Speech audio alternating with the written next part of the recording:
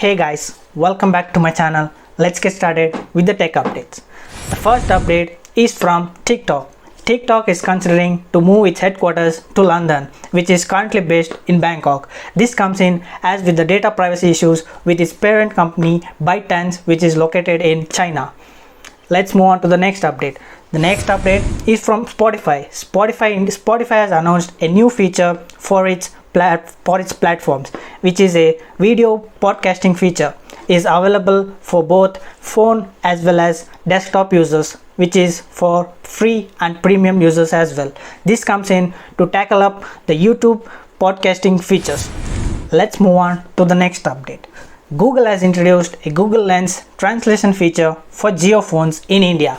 This feature is offering translation for Hindi, Tamil, Telugu and Marathi. Soon it will be offering Kannada as well as Gujarati.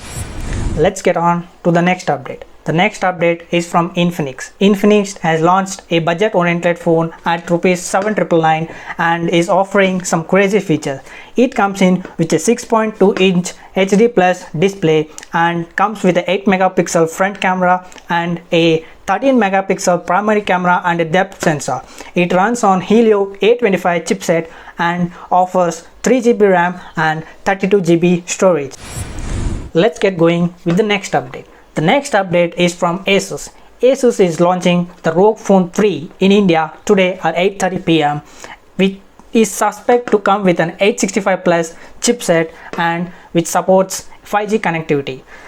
It has a 16GB of RAM and 512GB of internal storage. It is expected to have a 6.65-inch HD Plus AMOLED display with a 120Hz refresh rates. It comes in with a 64 megapixel primary camera, a ultra wide sensor and a telephoto lens.